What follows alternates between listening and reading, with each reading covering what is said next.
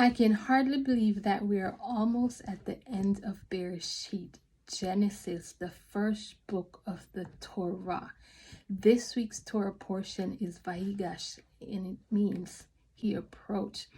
In this Torah portion, we see where Judah draw near to Joseph, which he doesn't even know is Joseph, but only as the viceroy of Egypt, to plead for Benjamin, who was accused of theft when Joseph told his servant to put his silver goblet into Benjamin's pouch with food when they were leaving to go back to Canaan, to Jacob. And after Joseph devises his plan to test his brothers once more to see if they really learned from their mistakes and if they had grown and matured in their love for each other, we see here now Judah approaches Joseph. The brothers pass the test. And because of his emotional plea for Benjamin, we see here that Joseph broke down and he couldn't contain himself any longer. He had to reveal himself to his brothers. So in this Torah portion for a children's curriculum, it's all about the big reveal, Joseph revealing himself to his brothers. But what I want to focus with you guys today is on something that I found very interesting in this Torah portion, is with Jacob, their father, when they return after Joseph revealed himself to his brothers, and he sent his brothers, with the message and gifts to Jacob in Canaan to tell them that Joseph is alive and that he must come to live with him and stay with him in Egypt. This is what I call layover in Beersheba. It says, after Joseph sent his brothers home with gifts and wagons for Jacob and the rest of their family to travel to Egypt, the brothers returned home to Canaan and told Jacob that Joseph was alive. They told Jacob that Joseph was alive and he was a ruler in Egypt, but he did not believe them at first. It wasn't until they had told him all that Joseph said and that he saw the wagons and the gifts that were sent for him. Genesis 45:28 tells us Jacob was excited to know that Joseph was alive and he wanted to go and see him. I am convinced my son Joseph is alive. I will go and see him before I die. So on the way down to Egypt, Jacob had a layover or a stop in Beersheba. Beersheba is a place of prayer and covenant. While in Beersheba, Jacob prayed and offered a sacrifice to God. God visited Jacob in a vision in the night and reminded him that God, is with him. So Israel set out with all that was his, and when he reached Beersheba, he offered sacrifices to God of his father Isaac. And God spoke to Israel in a vision at night and said, Jacob, Jacob.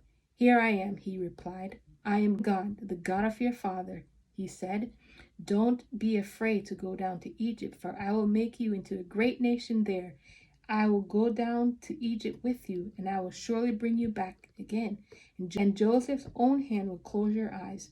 Then Jacob left Beersheba, and Israel's sons took their father Jacob and their children and their wives in carts that Pharaoh had sent to transport him. So Jacob and all his offspring went to Egypt, taking with them their livestock and their possessions they had acquired in Canaan. Jacob brought with him to Egypt his sons and grandsons and his daughters and granddaughters, all his offsprings. Genesis 46, verse 1-7. Something I wanted to bring out is that in this vision where God approached Jacob and God speaks to Jacob, it says that God told Jacob, don't be afraid. But wait a minute. When did Jacob say he was afraid to go down to Egypt? See, Torah does not tell us that Jacob was afraid, but God is all-knowing and all-powerful. He knew what was in Jacob's heart. Going to new places can be exciting and scary at the same time. Jacob was excited to see Joseph, his son, whom he thought was dead all these years, and at the same time, he was afraid because he did not know what life would be like in Egypt. Sometimes we're afraid, like Jacob, to go to the new places we don't know what to expect. God told Jacob that he did not need to be afraid because God, is with him. Not only was God with Jacob, but he promised to make him into a great nation while he was in Egypt. God also promised to bring Jacob up from Egypt, just as he had promised Abraham. We too have the same promise. God will not leave us. Yeshua said he will be with us even until the end of the world in Matthew 28 and verse 20. When you do not understand God's plan or why your parents decide to move to a new place, you don't have to worry. You can have your own Beersheba layover in prayer. You can pray and ask God to give you wisdom and understanding, and he will. James 1:5 tells us, if anyone lacks wisdom, you should ask God, who gives generously to all without finding fault, and it will be given to you.